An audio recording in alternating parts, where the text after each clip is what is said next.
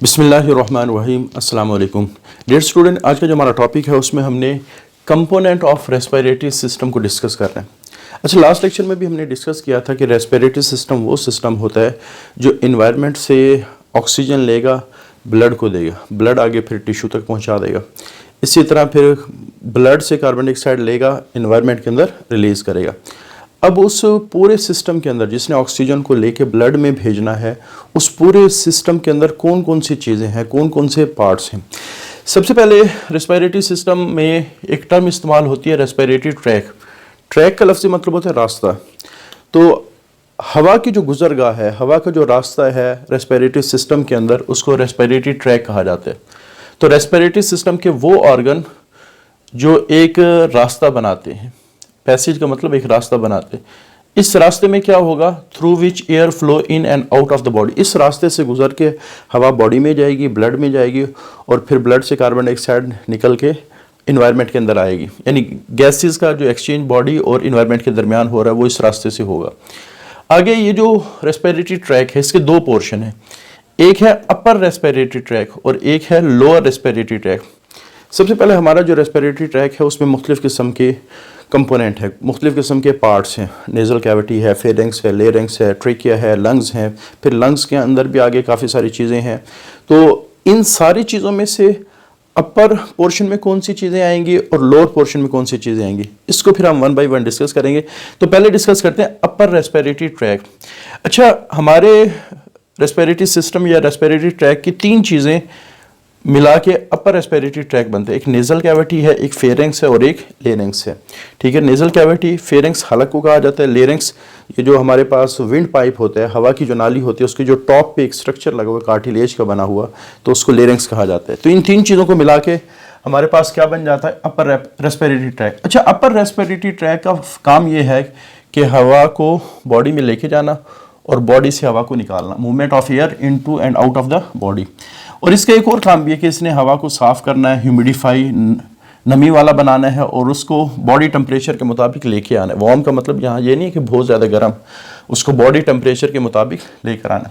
अच्छा, ये तीनों कंपोनेंट में कहीं भी गैशियस एक्सचेंज नहीं हो रहा। गैशियस एक्सचेंज का क्या मतलब है कि जो ऑक्सीजन है वो ब्लड में नहीं जा रही और ब्लड से कार्बन डाइऑक्साइड हवा में नहीं आ रही। तो आमतौर पे हमारे रेस्पिरेटरी सिस्टम में जब गैशियस एक्सचेंज का वर्ड आता है तो exchange between air and blood, तो इन तीनों पार्ट में कहीं भी गैशियस एक्सचेंज नहीं हो रही। और ये बड़ा इंपॉर्टेंट एमसीक्यूज बन सकता है। जैसे नेज़ल कैविटी के बारे में वो पूछ सकते हैं क्या यहाँ गैशियस एक्सचेंज होता है, या वो चार ऑप्शन दे दे, उनमें से एक जगह होता होगा, तीन जगह नहीं होता होगा। तो इस तरह ये एमसीक्यू यहाँ बन सकते हैं।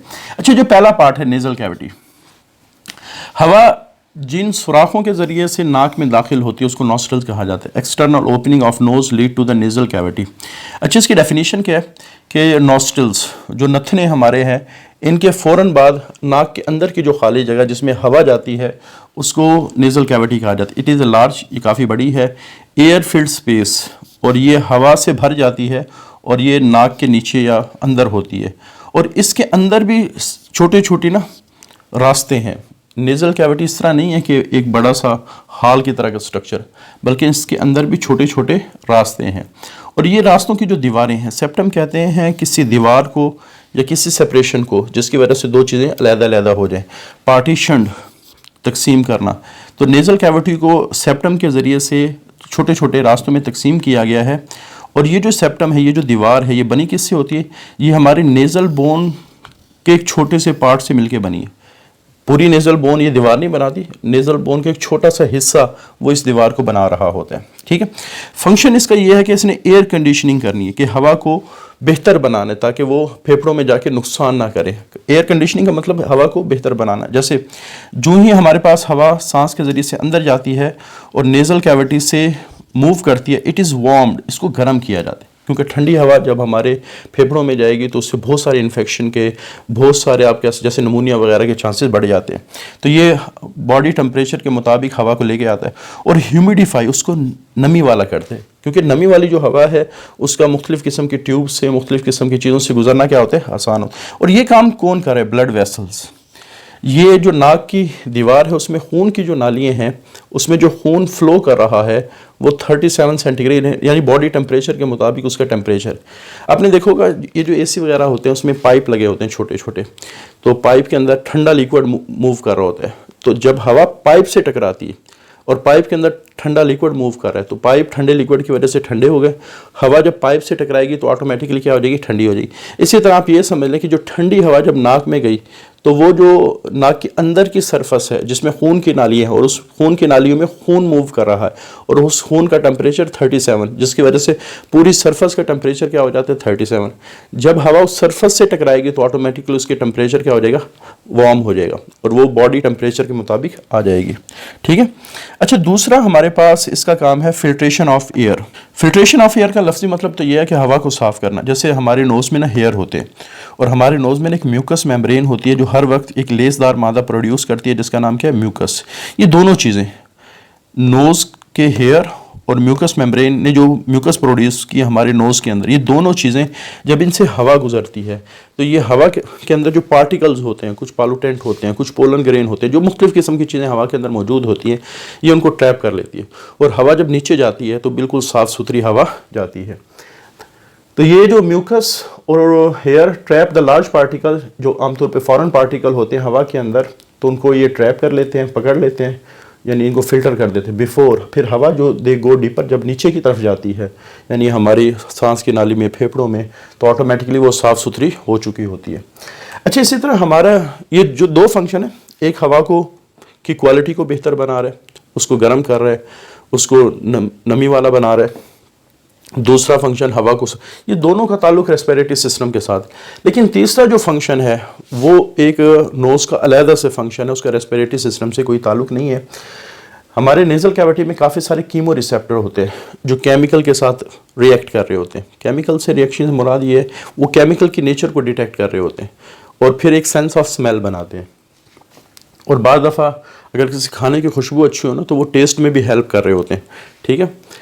हमारी जो नोज़ है ये सेंसरी ऑर्गन है क्योंकि ये खुशबू को डिटेक्ट करती है और कितनी किस्म की मुख्तलिफ़ किस्म की जो खुशबुएँ या बदबुओं को डिटेक्ट करती, एक रिसर्च के मुताबिक तकरीबन हमारी जो नोज़ है वो 1 लाख डिफरेंट टाइप्स की जो खुशबुएँ या बदबुएँ उनको डिफ्रेंशिएट कर सकती है। तो देखें अल्लाह ताला ने इस छोटे से ऑर्गन के अंदर कितनी ज़बरदस्त किस्म की डिफ्रेंशिएशन पावर रखी है, फ़र्क करने की सलाहियत रखी है। अच्छा, ये वाला जो फंक्शन इसका है ये रेस्पिरेटरी सिस्टम से रिलेटेड नहीं है, तो ये सेंसी से रिलेटेड है। उसके बाद हमारे पास तीसरी जो चीज़ है वो फेरिंग्स है। फेरिंग्स जिसको हलक कहा जाता है। अच्छा, हलक वो जगह है जहाँ से दोनों चीज़ें गुजरती हैं, खुराक भी गुजरती है, हवा भी गुजरती है। इस वजह से इसको कहा जाता है इट हैज़ डुअल फंक्शन। इससे हवा भी गुजरती है और ये खाने का भी रास्ता है। अच्छा, आमतौर पे जो हमारा फेरिंग्स है वो नेज़ल कैविटी को लेरिंग्स के साथ कनेक्ट करता है, ओरल कैविटी को एसोफेगस के साथ कनेक्ट करता है। ठीक है, यानी नेज़ल कैविटी से हवा लेरिंग्स में आती है तो ये हवा का रास्ता है। ओरल कैविटी से खुराक एसोफेगस में आती है, ये फूड का रास्ता है। तो फेरिंग्स डुअल फंक्शन रखता है, ये दोनों सिस्टम का पार्ट है। ये रेस्पिरेटरी सिस्टम का पार्ट भी है, ये डाइजेस्टिव सिस्टम का पार्ट भी है। तीसरा जो कंपोनेंट है वो लेरिंग्स है। लेरिंग्स की लोकेशन कहाँ है? लेरिंग्स की लोकेशन कहाँ है? हमारे पास आप ये समझ लें एक कार्टिलेज की बनी हुई एक ये सांस की नाली है। ठीक है, इस सांस की नाली पे कार्टिलेज का ही बना हुआ एक स्ट्रक्चर मौजूद है। इस स्ट्रक्चर को कहा जाता है लेरिंग्स। क्लियर? और इस लेरिंग्स की जो ओपनिंग है जहां से हवा ने गुजरना है वो ग्लॉटिस कहलाती है और इसके एंड पे एक छोटा सा फ्लैप लगा होता है जिसने ग्लॉटिस की हिफाजत करनी है। जब खुराक को निगला जाएगा उसको एपिग्लॉटिस कहा जाता है। उसको क्या कहा जाता है? एपिग्लॉटिस। क्लियर? तो ये एक रफ सा स्ट्रक्चर है। अच्छा, ये जो हमारा लेरिंग्स है इसमें सिर्फ कार्टिलेज नहीं होती, नरम हड्डी नहीं होती, बल्कि इसके अंदर काफ़ी सारे मसल्स भी हैं जो उसके मुख्तलिफ फंक्शन को कंट्रोल कर रहे होते हैं। इस वजह से हम कहते हैं जो लेरिंग्स है, एक तो इसका काम ये है कि इसने जो हलक है उसको सांस की नाली जिसको ट्रेकिया कहा जाता है उसको कनेक्ट करना है। दूसरा ये मसल और कार्टिलेज का मिक्सचर है। क्लियर? और अगर हम इसको ऊपर से देखें, तो हमारे पास ये जो लेरिंग्स है, जैसे मैं कहता हूँ ये लेरिंग्स है और ये इसकी ओपनिंग जिसको ग्लॉटिस कहा गया। इसमें स्मूथ मसल्स के बने हुए 2 बैंड्स होते हैं। इन बैंड्स को वोकल कॉर्ड्स कहा जाता है, क्योंकि जब ये वाइब्रेट करते हैं तो इससे साउंड प्रोड्यूस होती है और ये स्मूथ मसल्स के बने हुए हैं।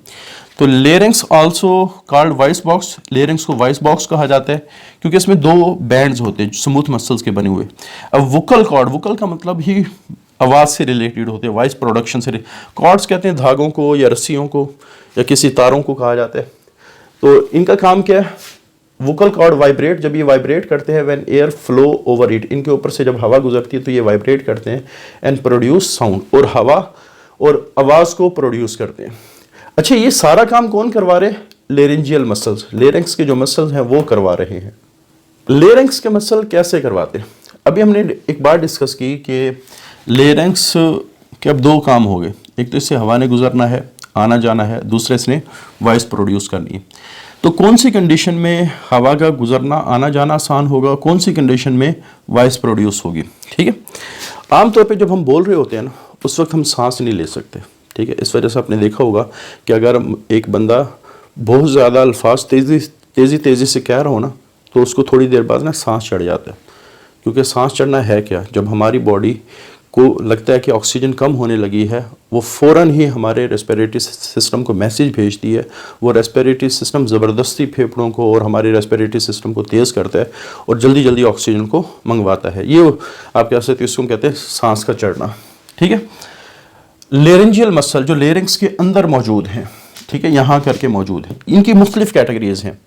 एक तो वो है जो इन 2 वोकल कॉर्ड्स को अलग-अलग रखी, जैसे मैं कहता हूँ ना ये वोकल कॉर्ड्स हैं, ये इनको अलग-अलग रखेंगे और ये जब अलग-अलग होते हैं तो हवा का आना जाना आसान होता है और हम सांस ले रहे होते हैं, और आमतौर पे ये वो कंडीशन होती है जिसमें हम आमतौर पे खामोश होते हैं। क्लियर?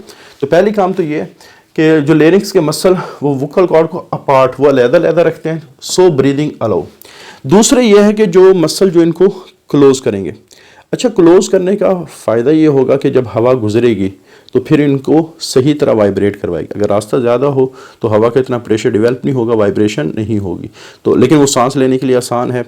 तो लेकिन जब ये करीब होंगे, ठीक है, तो उस वक्त जब हवा गुजरेगी तो इनको वाइब्रेट करवाएगी और उस वाइब्रेशन से साउंड प्रोड्यूस होगा। उस वाइब्रेशन से क्या होगा?